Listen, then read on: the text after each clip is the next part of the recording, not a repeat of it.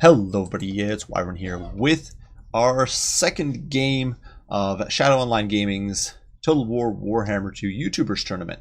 And this time around we are going to be squaring off as the Empire against the Tomb Kings led by BlackIron Battles on the map Toothgrass Hill.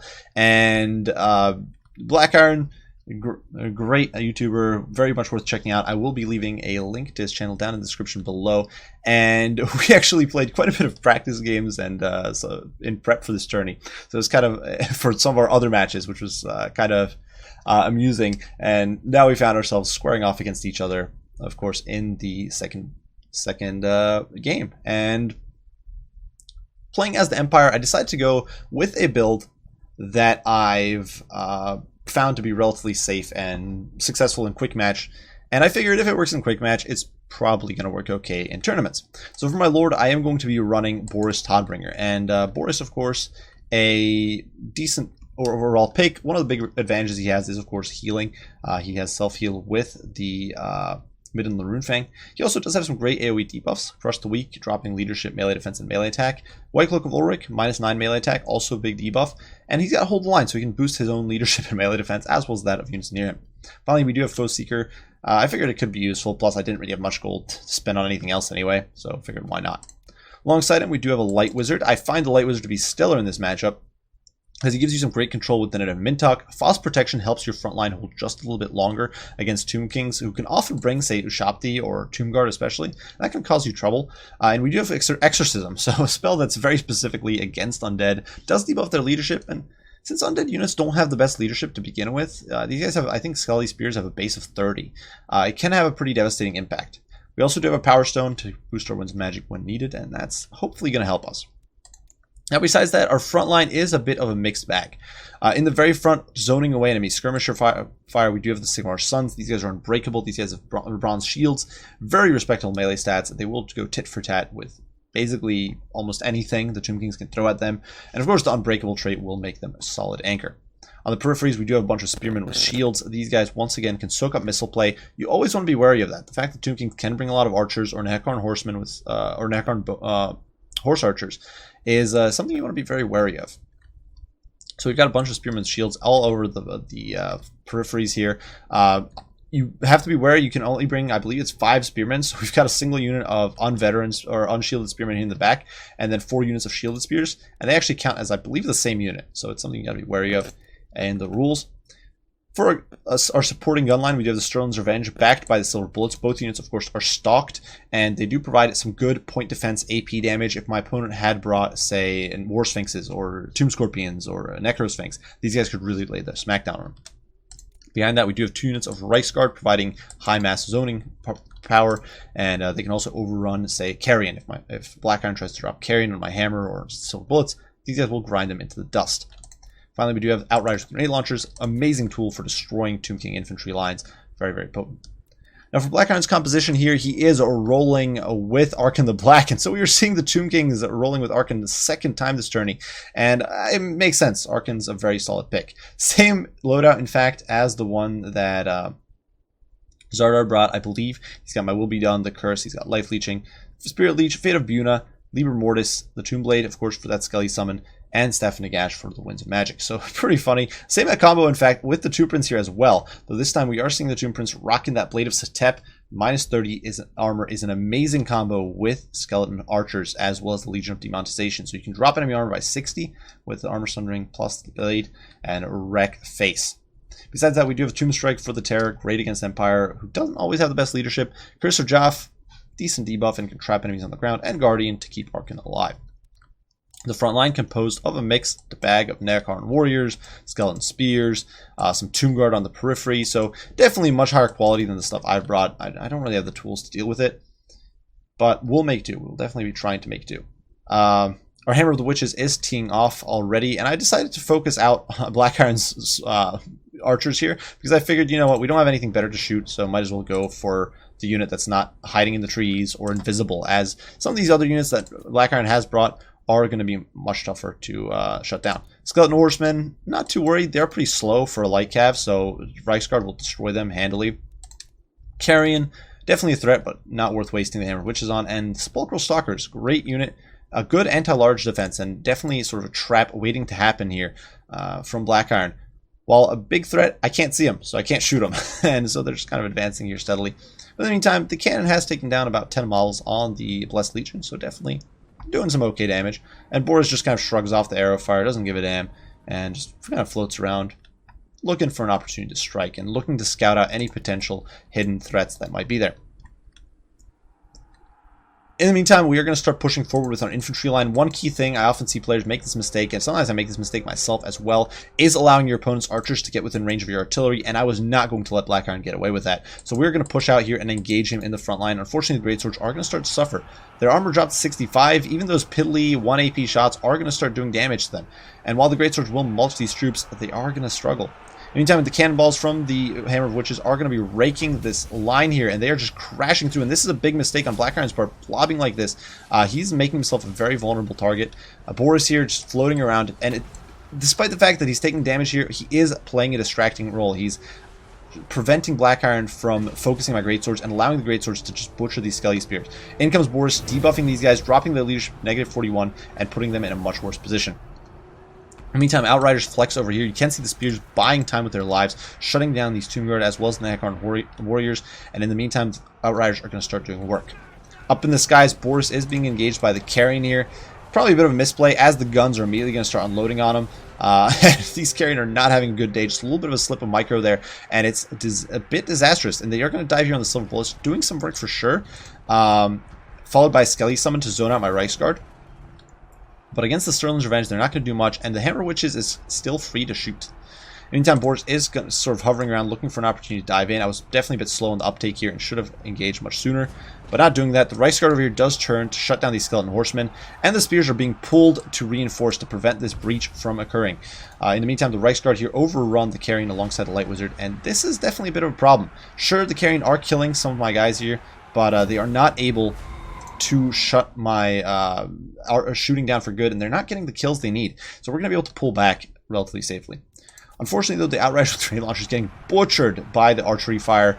They had melted the Necron Horsemen, showing their devastating potential there, or Necron Warriors, sorry. But not able to stand up to the archery fire, definitely a bit of a problem. In the meantime, the Sigmar Sons there did dispatch the Spears that were opposite them, and are now in a position to deal with these archers that are trying to push up into new firing positions. Greatswords in the meantime holding this line. They have been buffed by Fast Protection every now and then. Fate of Buna though melting my poor Reichsguard, but Boris that holds the line actually keeping them in the fight here, being the last sort of dish. If Hold the Line wasn't here, these guys would have routed by now, showing the value of just 5 leadership sometimes. But for a minute there they were on the verge of rout, and Hold the Line keeps them in the fray. They are actually going to be able to anchor the line here, prevent these Skellies from pushing through. And although the Hammer of Riches is being taken offline, the Spears are blocking BlackIron from pushing through. Skeleton Horsemen are getting trashed by the Light Wizard, definitely not having the time of their lives here. And the Reichsguard actually extricate themselves. They escape, and that is crucial because now the Sand Snakes, the very angry Highs of the Desert, are just getting butchered by the guns, and they are not where they want to be in life. They are de-stealthed, exposed to withering crossfire, and getting destroyed, and losing models left and right. Now, the Ushabti Summon is going down over here, definitely a bit of a problem for me. Libra Mortis protecting these Necron Warriors a little bit as well. But of course, Silver Bullets do magic damage, so these guys are not getting as much of a benefit as you'd hope. And big misplay in my opinion. BlackIron sends his Ushabti after the Sterling's Revenge, but in my opinion, you want them on these Silver Bullets. Sterling's Revenge can suffer damage much more effectively. They got 34 melee, or 40, sorry, melee defense with Hold the Line active. Reichsguard are going to get in on these Ushabti. Opportunity is gone, and now the Silver Bullets are free to roam. And it would have been much more likely, in my opinion, for BlackIron to shut down the Silver Bullets than to successfully shut down the Sterling's Revenge. In the meantime, the grenade launchers, freed up from the archers who are all the way back there, are able to start whittling down this blob of Necron Warriors. And given the opportunity, we are going to start unloading on Arkan. And Arkan does not like this gunfire. He's getting overwhelmed. The Reichsguard swarming all over him and looking to shut him down. In the front line here, these Sigmar Sons are fighting tooth and nail, bogging down the archers. Bit of a misplay here on BlackIron's part, getting caught out like this, or forgetting to micro his archers around. So they're now stuck in an engagement. They don't want to be. The Sigmar Sons up to 125 kills and just having a field day. Greatswords were eventually routed up to 101 kills though, and they are going to rally and come back into the fray as soon as I recognize that they're sitting around there. And in the meantime, Arkan trying to shut down the Silver Bullets that the Ushabti didn't successfully shut down, and Reichsguard just blocking him. And he's getting wrecked. He's suffering here. Net of Mintok goes down, preventing him from escaping or pursuing. Skeleton summon here is going to disrupt my Sterling's Revenge, but we're able to pull clear and kind of avoid them. And in the meantime, the Tomb Guard not able to shut down the Hammer Witches, taking damage the whole way from these crappy spears, and another push, the Great Swords recovering, pushing back into the fray. Champions of the People looking to do more damage. Finally, the archers have fought their way clear, but now in turn the Light Wizard is on top of them. These guys were temporarily debuffed by the Light Wizard when he casted Net on Arkan. It of course applied the exorcism effect, and now they're suffering immensely. Outriders with grenade launchers coming in for revenge, looking to give these archers their just desserts, and it is a crushing blow here from the heavy cav and light cav, just overwhelming the skeleton archers. There they are, crumbling away into the dust. And with that, things are looking a bit grim for the Tomb Kings for sure. Now, Liber Mortis is going down the final cast. Definitely going to be a problem. The Outriders with grenade launchers actually engaged by Tomb Guard here. Big micro mistake. This is not something you should allow to happen, but I did, so sucks for me. But in the meantime, over here, these Skeleton Warriors, the summon variant, not able to shut down my shooting. Silver Bullets just ignoring them, focus down Arkan and knock him out of the fight. And now it's just a Tomb Prince, and Boris still has a decent amount of HP. The Sigmar Sons was the Reiksguard here, bogging down the Tomb Prince and bogging down Eyes of the Desert. And now the guns are free. The summon is gone. There's still a healthy unit of Reiksguard over on the flank here. More guns coming back online. The Hammer of Witches coming back online. These Tomb Guard just having a horrible day. And still, we have a healthy group of, well, I say healthy. We have half a group of grenade launchers over here, unleashing devastating salvos into the Tomb Guard. And it is going to be GG. The two Great Swords there actually break after getting a few kills. But that is all she wrote for BlackIron's force. His Tomb Prince there getting crushed. Last Samurai just sent flopping into the desert sand. Well, not the desert sands, I guess. Into the green grass of Toothgrass Hill. And that is going to be game. So another tight and exciting game against Tomb King. So, interestingly enough, it's just the way the blind picks worked out. We landed 2 games in a row against Tomb Kings. Nothing wrong with that. Definitely was interesting. I guess I should have mentioned this in the prior video, but we were not allowed to take in the first group stage. We were not allowed to take the same faction twice. So that's why you're seeing a different. Well, that's not the only reason. Obviously, you also want to spice things up, but that's one of the main reasons you're seeing repeat factions or different factions from me every time. Because who knows? Perhaps I'd probably run Empire every time because it's my crutch faction. But in all seriousness, it does definitely spice things up. But sometimes you get these funny sort of consecutive same games. Now for my build here, it's a build I've kind of honed. I've gotten a weirdly high amount of games in a quick match against Tomb Kings as Empire. And so it's a build I've kind of had the opportunity to hone over a few months now, essentially. And I found it to be very successful. Reiksguard gives you that staying power. If your opponent brings Chariot Play or big monsters, they will hold them in place and allow your guns to crush them. Boris can deal with monsters relatively effectively without requiring a healer the way, say, Carl does.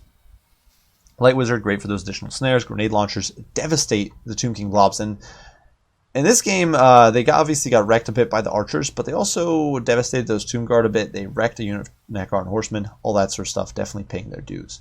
Hammer of the Witches also did some work early on. Unfortunately, got shut down, so definitely didn't pay as much dues as I would have liked. But if BlackIron had, for example, brought Shop the Great Bows, it would have been a crucial pick. Finally, both Sigmar Sons plus Great Swords doing an amazing job holding down the fort in the front. Spears, not so much, but that was to be expected. These guys, though, absolute champions of the people. Now, for BlackIron's build, it's not, in my opinion, a bad build. I do think it lacks the tools to properly counter Heavy Cav. He does obviously have Fate of Buna. He does have the Tomb Prince. He does have the Eyes of the Desert. But that's kind of it. So if it was more Heavy Cav, heavy build, I feel like this build would struggle a lot because you just get overwhelmed and oversaturated.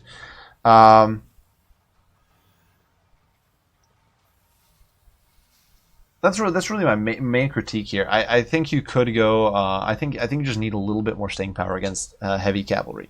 I also am not a big fan of Skeleton Horsemen. They're just too slow. Reiksguard is able to catch them out a lot of the time. They've only got 76 speed, so if Reiksguard hits the charge, they'll nail them. If your opponent brought Knights of the Blazing Sun, a pretty popular pick in the match just because a lot of Tomb King's lords are flammable. Or actually, all their lords, I think, and most of their heroes are flammable. So Knights of the Blazing Sun, definitely a popular pick. Skeleton Horsemen easily get caught by those guys, just destroyed. They're just too slow, really, in my opinion. I think you're better off going to Necron Horsemen or skip the Skellies entirely and bring Mercarian. That's just my 2 cents there, but I think those might be a little bit of a sort of detracting unit. Or hell, you could ditch both of these units, get another squad of Tomb Guard with halberds. Something like that. That's my main critique. I think one of the big problems there for BlackIron, though, was just getting his archers clumped up. They did well initially, zoning away Boris a little bit and melting my grenade launchers and hurting the greatswords quite a lot, actually, with focus fire.